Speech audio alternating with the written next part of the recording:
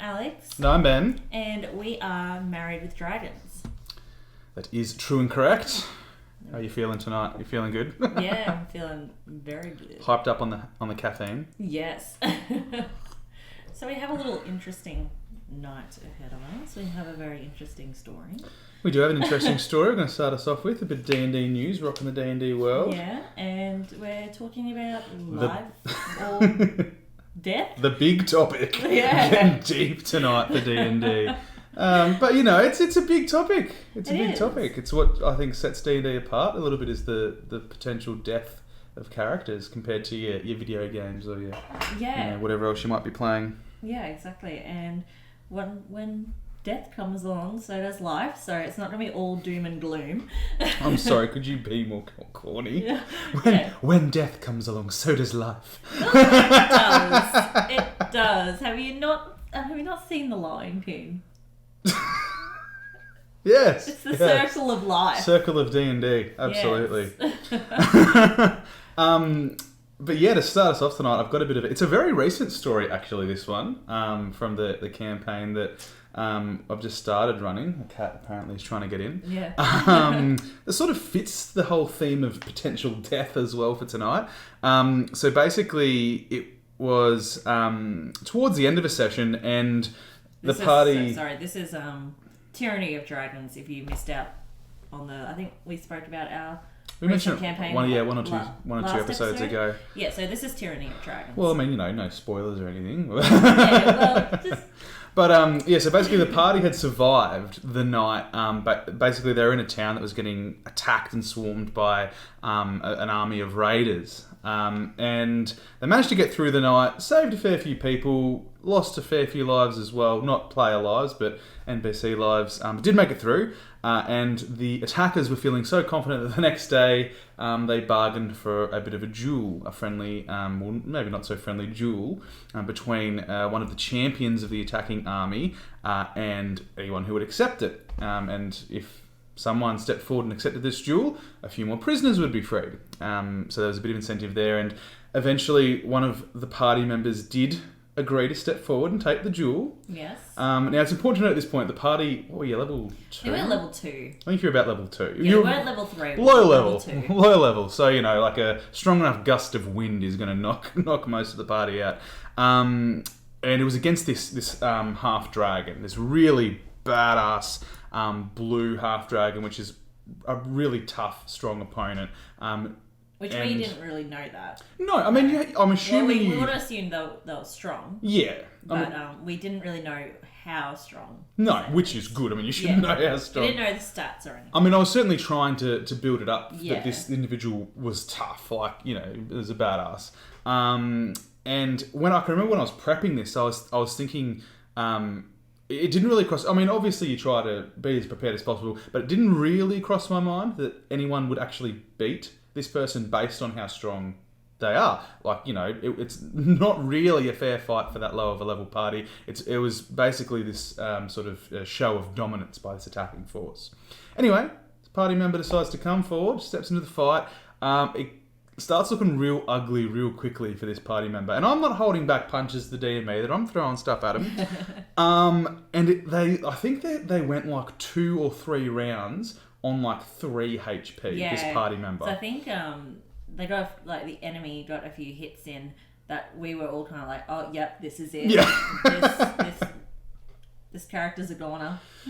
Yeah, and it was waiting to see how it all panned out. Obviously, like I said, I wasn't holding back any punches, but all of a sudden the dice started rolling in the party's favour. This party member all of a sudden started to inch their way back and inch their way back. They were using shove and knocking them prone and just getting really creative and lucky with their rolls in this fight. Yeah. And somehow, it came down to the line, this fight, and somehow they managed to get over the top of this, which I thought, in my opinion, was far too strong an enemy. But that just made it even better, because I was cheering on you guys, cheering on this person during this fight. I was like, yes, I didn't expect this to happen. Let's go, give it your best shot.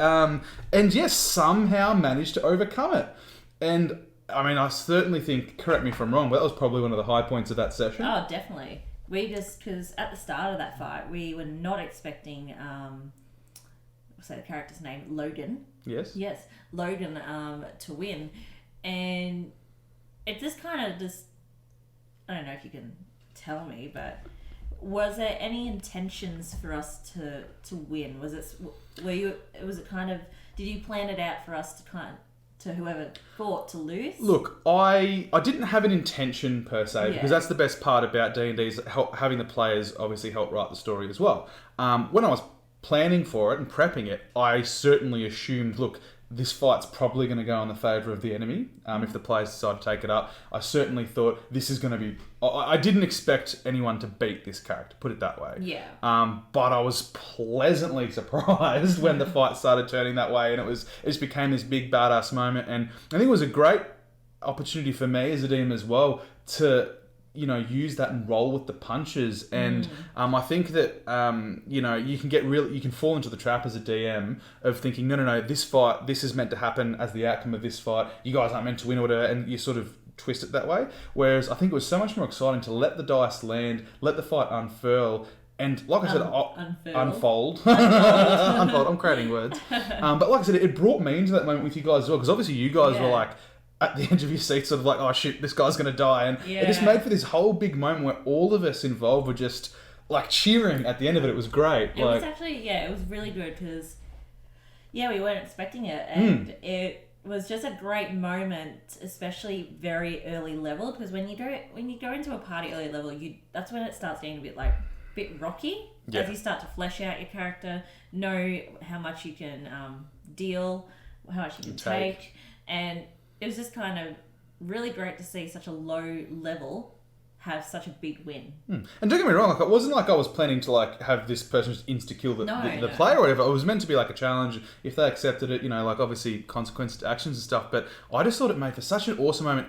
And as the DM, you don't always get as many of those moments with the players, because obviously you know what's going on behind the scenes. Yeah. So I really treasured that particular part of that session as a DM, because like I said, I was sucked into it with you guys, and I was like, right, what's going to happen next? Is his swing of his sword going to land? And I reckon that was one of my favourite moments probably as a DM so far, because I really felt like you guys were having such a impact on the story in such a cool way that I didn't anticipate. Yes.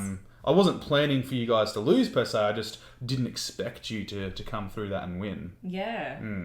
But it was certainly cool. I can remember there was certainly some loud cheers and whatnot when I asked how he wanted to do it. It was a really great moment for the whole team, especially I think also because some of the players were new players, so I found like even cheering on was like a bonding kind of experience. yeah, absolutely, and it was it brought the party together a lot as well. Like even like in and out of character, I think it was as you said, like this sort of bonding experience over. Shit, we really don't want people to die, even though we've only met each other recently. Like, it was badass. It was great. I loved it. Yeah, it was really good. Especially considering how, as you said, how early on in the campaign it was. You don't usually get those big, monumental, badass fights quite that early. It was like, second session in or something. But that's our D&D story for today. It's I don't know, certainly a more uplifting one, I guess. Winning against the odds. Very inspiring. Absolutely. And it fits into, like, as we'll be talking about later on, a bit of life and death in D&D. And the risk of it all. Yeah. And I think that the fact that, there was potential for him to potentially die or whatever, that just made the victory even sweeter, which was awesome. Yes. So, moving on to D&D news. For every D&D player, you would have heard of Critical Role. For any new players who are wanting to play, please check out Critical Role. Well, to be honest, I think even if you are not a D&D player and have never played before, you still might have heard of Critical Role. Critical Role is, it's a very iconic and it's a very popular and it's a really amazing show. Would you call it a show? Yeah, it's a show. I mean, they stream it on Twitch. You can listen to the podcasts on, on any podcasting service that you use. But for anyone who's not familiar, it's basically a whole bunch of pretty famous voice actors. Even if you don't know them as a person, you will certainly have. If you watch any sort of anime or play any sort of game, you'll have heard their voices in something before. If you look them up, you'll been in everything. Yeah, like for example, Laura Bailey. She's a very famous one. Yep. And Well, they're all yeah. like, so depending on your medium, your video game, your anime or whatever they've been in everything. Yeah. But yeah, like there are a bunch of voice actors that basically get together and play D&D. Obviously being voice actors, it's pretty exciting even just to listen to. Yeah, and especially if you are wanting to DM as well, it's really great to see how Matt Mercer, who's the DM for Critical Role, how just to kind of watch him and see how he does it. It's really great to see. But yeah, with Critical Role, campaign 2. They have been playing that for the past 3 years, I think. Yeah. Started in 2018, and they finally finished up. And I think that episode aired last week. Yeah. This week? No, last week. Last week. Because it comes out every Thursday. Today's Thursday. Yes. But it was a big. I think it went for about 7 hours. Yeah, and their usual sessions go for 2 to 3. Yeah, 2 to 3. Yeah, 2 to 3. That was a big one. And yeah, I haven't seen all of campaign 2. I probably have seen maybe. You've probably seen, midget. I don't know, 20 episodes or 20 something. 20 episodes out of the 140. So I've seen a few more. Yeah, so not a lot, but such a big campaign to run for 3 years. And it is a big bit of news because it has taken so long to finish this second campaign, but it's a good time to bring it up as well, especially for anyone who's watching us or listening to us and wanting to specifically experience a bit of campaign side of things. There's rumours that there's going to be a third campaign coming out soon. Might be a great time to jump in and start watching one from the start because obviously there are like 140 episodes I think in campaign 2. So the average episode going for 2 to 3 hours. It's a lot of hours. It's tough to catch up if you're not watching it often. But the good thing is though, you could probably watch it on Twitch and then listen to the next episode through a podcast. So it's easily available on pretty much any platform. Yeah. So you can watch it live on Twitch. Unfortunately, we can't because of time zones. But you can watch it on the Americans. Yeah, you can watch it on YouTube and they're on. Yes, every podcast, Apple. Apple Podcasts. I think it's called. That's what I used to listen to it. But like I said, it's a good time to if you're wanting to experience a bit of that campaign side of things. Yeah. Check them out because, like I said, there might potentially be a new campaign starting up relatively soon, and it'll give you a bit of a flavour of it. And Critical Role definitely got me into D&D. Obviously, Ben has been playing, and he did ask if I wanted to play, and I thought, oh no, I don't think it's going to be something that would be like I'm interested, but I don't think I really want to do it at this stage. How wrong were you? And then you introduced me to Critical Role, and I was watching a couple episodes, and yeah, it looked like a lot of fun. So if you are thinking about playing, and you have kind of at the time, well, I had no clue how it actually worked. That's what intimidated me. See, and that's the best part about it is you compare it with our show. You watch our show, learn a bit about the show, get a bit of how the game works. You watch Critical Role, you see how it all gets put into action. It's all a big package. It's great. That's the thing. What intimidated me about D&D because I didn't know how to do it, and D&D does look complex. It can from the outside, and that's what we try to break down. Obviously, with Married with Dragons, we try to break it down a little bit and make it a bit less complex because it's really, if we can do it, it's really not that hard. But when you watch a campaign, and with Critical Role being a good one to watch, you kind of realise it's not as complex as it sounds or as it seems. And certainly showcases how much fun it can be and how immersed in it you can get when you do role play really well, because obviously, being actors, they do role play really very well. I personally, I can't role play. I wouldn't say that. You can role play very well. I can't do voices. That is not a prerequisite of good role play. You do not have to put on a voice to role play. You can role play exactly as you are. Absolutely. Yes, that is true. But yeah, very exciting for them to finish that one up. A good 3 years time running. in the works. And having it's high production. Oh, very high production. It's fantastic. That is the one thing I would say if you do start to check out a bit of Critical Role, don't expect your home games to be like that. Yeah. There's a lot of money that goes into their games. Yeah. So don't get warped expectations, I guess. But the entertainment value is just absolutely. Yeah. But yeah, that's a bit of news for this week. Now to tackle the dark topic of death. Of death, yes. As I sort of... this is such a big topic. So this is death in D&D, not death in real life. But, we're a D&D podcast. It's implied. But death, for me, is such a big topic. And there are so many different opinions on death in the game. And I think it really varies depending on if you're a player, if you're a DM, and all that sort of stuff as well. As I sort of alluded to in our story in the beginning of the podcast, I think the possibility and the threat of death makes the victories and the high points even sweeter because you've actually overcome a large challenge. And I think it is also what sets apart D&D from a lot of other games, a lot of video games. Because obviously in a video game, you die, boop, you respawn, good as new. You might have lost a few items or something and you're good to go. Whereas obviously in D&D, if you die, that could be the end of your character unless you're brought back to life or something like that as well. Yeah. It can be very daunting. Like, you've never lost a character to death, have you? I've never lost a character. And I'm pretty proud of that, to be honest. But yeah, I seem to get quite attached to my characters, so I like to try and avoid death as much as possible. Which is good. I think the campaign that we're in now, Tyranny of Dragons, has been probably the first time where I've feared death. Well, you're Not playing... feared it, but been nervous and aware of it, because...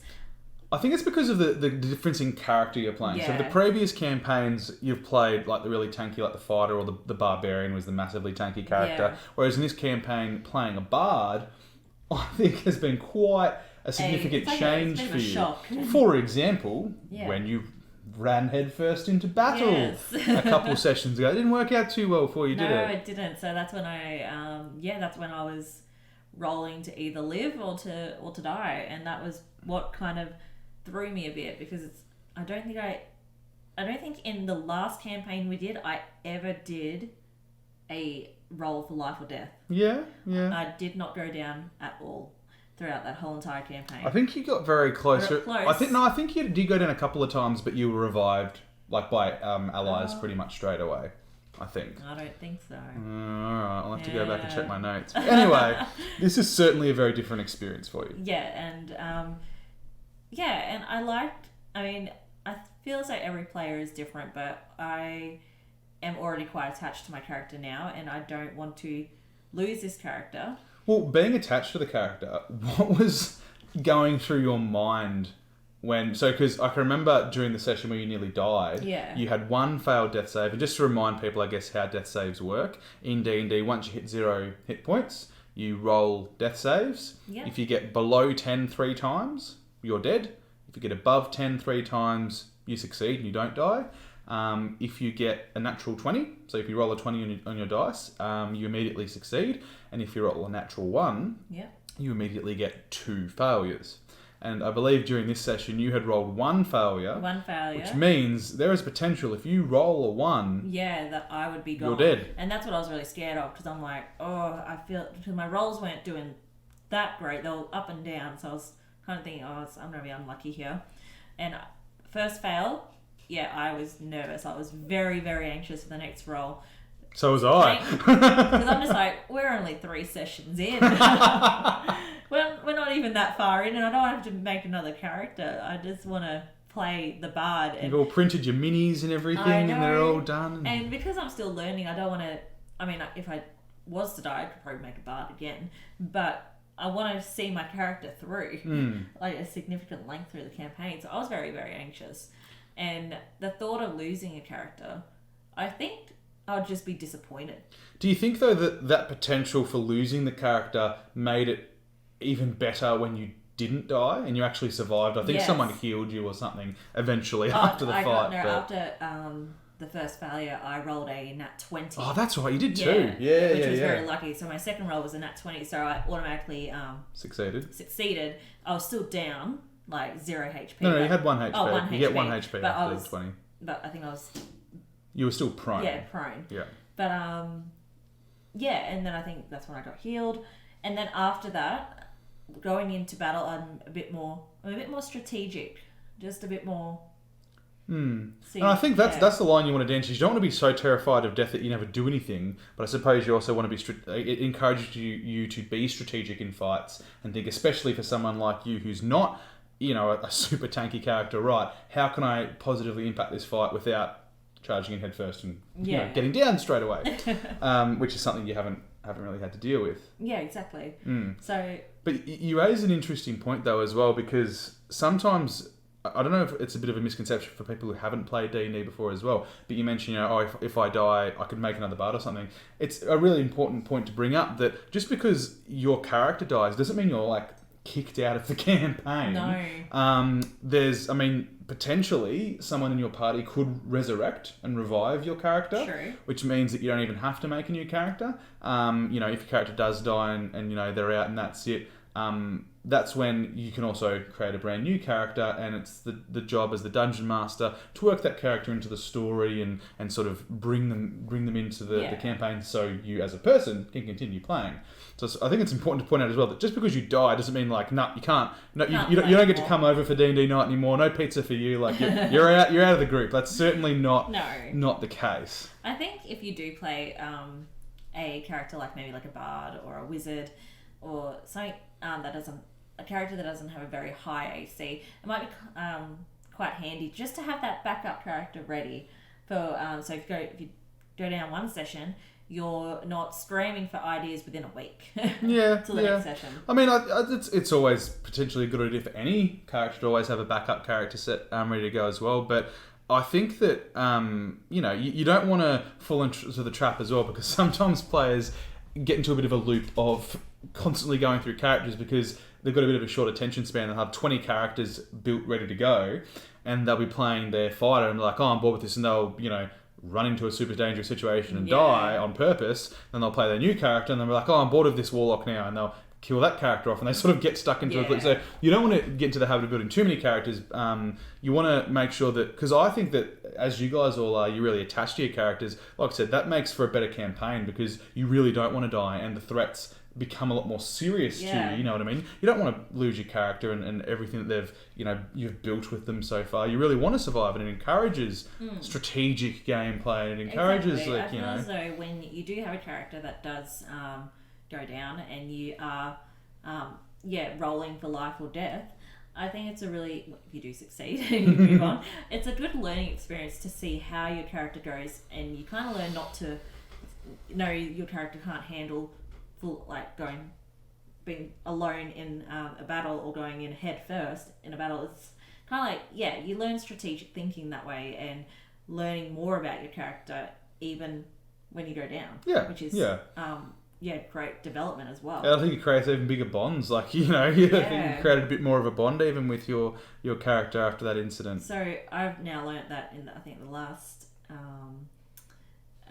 encounter, I stepped back a little bit. You did. And then I still got in there and hit them, but I made sure I wasn't alone and I wasn't taking on 3 enemies at once. And it was a good, I suppose, it sort of helped you understand as well. You can do whatever you want. You can still keep charging into battles every time if you want. Yeah. But I can remember there was a moment where you jumped across this crevasse and landed on the other side, and you were the only party member on the other side with all these enemies.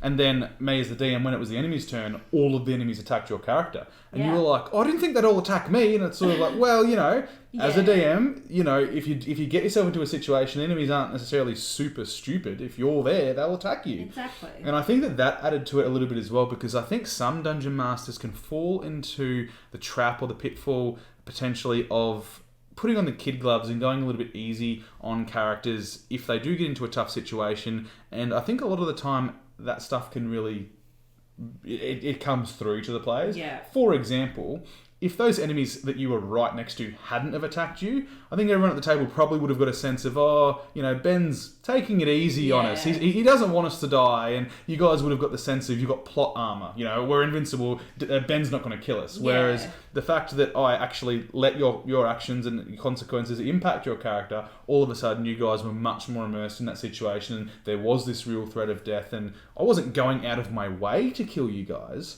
but it was still making sure that you guys are aware, look, it's up to you guys to survive. It's up to you guys to overcome the challenges. And you did. It was fantastic. And there was certainly a few sighs of relief after that encounter when everyone made it through. But I think that it's important as a dungeon master not to fall into that trap. I mean, correct me if I'm wrong. As a player, from a player's perspective, would you? I'm assuming you would be able to. Not that I really do it, but you'd probably be able to tell and pick up if I am putting the kid gloves on. And yeah. would that probably take away a lot of the immersion? I do you think it does, because I think oh gosh, I think that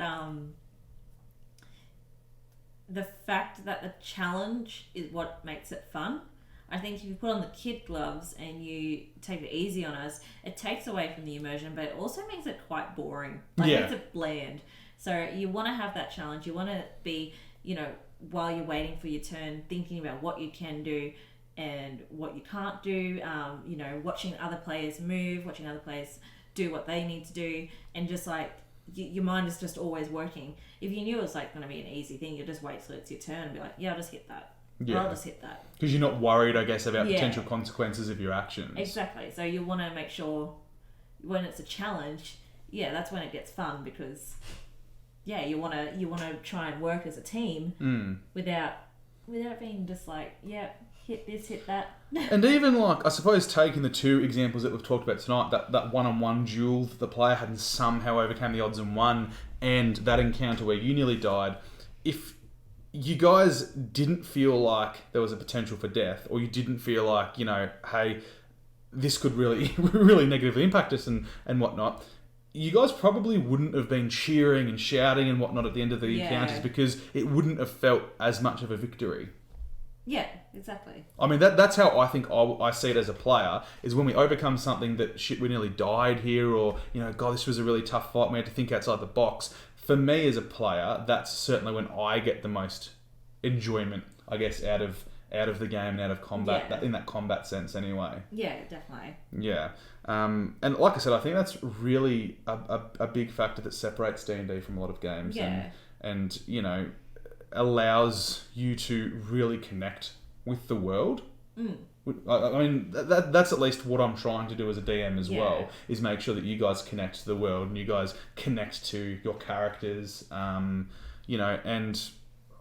like I said, I mean, for example, the fact that you guys, that player managed to kill that tough bastard in a duel, that not that you guys have necessarily found out any of this stuff, but can have a snowball effect on the story that you're experiencing. Yeah. Like, for example, at the end of our last session, you guys have walked into a room with the body of the humanoid that you guys fought in a duel, currently lying on a table. You know what I mean? Like this, your actions are having consequences, definitely. And I think that, like I said, that stems from that push of the fear or the worry of death. You want to make sure that you're overcoming that. Yeah. So what happens when a whole team goes down? So that's certainly so in D&D refer it to as a TPK, which is a total party kill. Now, we mentioned before, like, obviously if one person dies or if one character dies, the DM can work them back into the story, which really, even if you haven't done it before as a dungeon master, really isn't very difficult to introduce a new player. I mean, you guys potentially running into NPCs all the time. Simply have one of the NPCs be a person's character, and you can work with that person to sort of develop a bit of a backstory about how they might work into the campaign. The TPKs are a little bit more difficult. Yeah. And that's something I think that if that does happen, you would need to have a good chat with the party and figure out what they would like to do next as well. Because sometimes when a TPK happens, the party might think, you know what, we gave it our best shot, but we failed. That's part of the game. We didn't succeed. And it might not make sense for a new party to just emerge at that point in the campaign, and the campaign might end right there and then. Yeah. Which happens. There's, D&D doesn't necessarily have to have a happy ending with your campaigns. Again, that sort of threat of failure and death is very important. Or, you can try and reintroduce a whole new party of characters into your campaign, inject them into maybe a similar point in the story with similar goals, and have the party continue the campaign. Yeah. Like I said, generally it's a lot harder with a TPK. It's certainly not impossible though. And then sometimes, one of the third options people can do is, say if there's a big, massive boss fight at the end of the campaign that you really want to run as a DM, the players really want to do. If everyone dies sort of midway through the campaign, you could just run a one-shot and say, right, everyone make level 15 characters and we're going to run the boss fight just for a bit of fun. So there's certainly a few ways around it. I think as a dungeon master, the TPK is certainly the most intimidating part, generally, the most intimidating part of the game. Because, and I know I feel like this as well when it's getting like a potential for a TPK, is you sort of start to get the thoughts creep in of like, oh, I'm about to ruin the game. Yeah. You know what I mean? I'm about to ruin everyone's fun in the Get campaign. that DM anxiety. Yeah, I don't want to kill everyone, but I think it's important to still, like you said, you don't have to go out of your way to, you're not trying to TPK by any sense of the means. You're not trying to do that. But I think it's still important to not pull your punches, and if that happens, let it happen. As scary as it may be, if that's looking like it's going to happen and that's how the dice are landing, let it happen. Because, again, the players will notice if you start pulling your punches. Yeah. And the players will notice. And then, say if you do start really massively pulling your punches or really massively doing something that's obvious that, it shouldn't be panning out that way, and then your players do live through that, it's not going to be a great feeling if you've gotten through something and the players are aware, we should have died there. Yeah, exactly. And I feel like from a player point of view, when you did mention before that if there was a TPK in a campaign, not, deciding if we should end the campaign there or start again or somehow get a party from where we left off. I feel as though if I was, because I haven't experienced a TPK, but if I did... Thank God. I feel like I wouldn't want to just randomly start from when the party died. I feel like it'd be something that I would want to be like, yep, campaign over, let's try a new story, let's try a new campaign, and maybe go back to that later down the track to finish it or start it again. Yeah. Because you don't want to start again what you've already gone through. And that's why it's really important, particularly with the TPK, to make sure that you are talking to your party and figuring out, because some people might have that similar thought process that you've had, it seems a bit cheap to start off where we left off, but there's no right or wrong way of doing it. So one party might think, as a DM, I probably, unless the party was super duper keen on it, I probably wouldn't just be like, right, everyone use the same characters and we're going to pick up where we left off as if there was. I feel like that's a bit cheap. Again, it's taking away the threat of death. But I don't necessarily see a massive downside to if the whole party wanted to make entirely new characters and start the campaign in the exact same spot, because it still makes it fresh. They've still gone through the loss of their character. They're bummed about, damn, I don't get to play Jimmy Bob anymore. Yeah. But it's creating someone new, starting from the same point, because the party might be really invested in the story and might want to see how it turns out. So I don't see anything wrong with doing that per se. Like I said, there's no really right or wrong way to go about it. Or as you said, if the players think it's a bit cheap or a bit dull to just sort of force it into the same spot, maybe you can return to it later, or maybe you can leave it and that's the story as written. You guys have played through the campaign and unfortunately the heroes didn't succeed. And that can still be an epic tale. Yeah, and that's still okay. Yeah, that can be a campaign that you guys can remember for such a long time. Or remember this story where we got through all this, but then we failed at this hurdle and we didn't manage to succeed. Like that can still make for a really cool story and a really cool experience for everyone. Yeah, definitely. I 100% agree. Yeah. But TBK is certainly one of the more intimidating Hopefully parts. Something won't ever experience. Fingers crossed. Like I said, it's certainly not something that I as a Dungeon Master am trying to do, but it's also not something that I as a Dungeon Master am necessarily going to wave the magic wand and stop. If you guys are really dumb and do some really stupid decisions and get yourself into a really bad spot, you guys have to live with your consequences. Exactly. But and again, correct me if I'm wrong, but do you like the fact that I do that as a player? Like, guys have to live with your consequences? Oh, yes, definitely. I feel as though it just it's kind of like what I was saying before. You end up learning with the consequences you make. You'll learn not to. You can do what you want in D&D, but you'll probably think twice before doing something similar to that again, or you'll think twice in approaching an enemy a certain way. Yeah. I think it's really like every action you do it's either good or bad. You're gonna have to live with both. You can't have your whole entire you can't play the campaign all sunshine, rainbows, Plot armor. It's not an anime where you breezing through if it. you believe, you can overcome. Like, it's not quite that. There's potential As for failure. Naruto would say, Believe it. So I feel as though it's like life. And I think, like I said, I think that's what really differentiates D&D from a lot of, particularly stuff like video games and whatnot. Is you get sucked in by that. You get sucked in by the desire to not fail, because it is a very real option. It can happen. Yeah, it is. But yeah, that's a bit of a summary on death, or at least our thoughts on death in D&D. I think one of the main takeaways, hopefully, people get from that is it's not the end. Wow, that sounds super corny as well. We are corny tonight. But it's not the end. If you die, it doesn't mean that you're out of the campaign. You can certainly keep playing another character. Or if the whole party dies, it doesn't mean that it's necessarily the end of the campaign. There's ways to work around it. Yeah. And hopefully from a DM's perspective, people can take away it's okay to have players, suffer the consequences of their actions. Yeah. Don't go out of your way to kill them. But if they get into a really bad situation, let it unfold. See what happens. And I guarantee, as a DM, you will see everyone at the edge of their seats. You will see the nerves and the actual anticipation on everyone. That's what you want. You want emotion in your campaign. You just don't want people just sitting back, on easy, breezy. Because the players will feel the tension. They'll feel the threat there. And that's what makes a really immersive game. And that's what, for me as a player as well as a DM, I think really, makes D&D such a fun experience is having that connection to the game itself. Exactly. Yeah. All right. Well, I think it's time for the joke. I think we've talked doom and gloom enough. I think it's time for everyone's favourite part of the show, the joke. Are you excited? Yes. I'm sure you are. Yes. I know you love it. I have got, as I usually try to do, a joke that fits the theme of the show. I'm a bit of the doom and gloom and the death. Yeah. All right. You ready? Okay, I'll try not to get through, because I like to. I feel as though with some of your jokes, I think I'm being quizzed. Yeah, no. Yeah, so I think you got one of them a couple episodes ago. And I was quite devastated, to be honest. All right. Why do necromancers make such good friends? Why? Because they're always raising people's spirits. Oh, yes!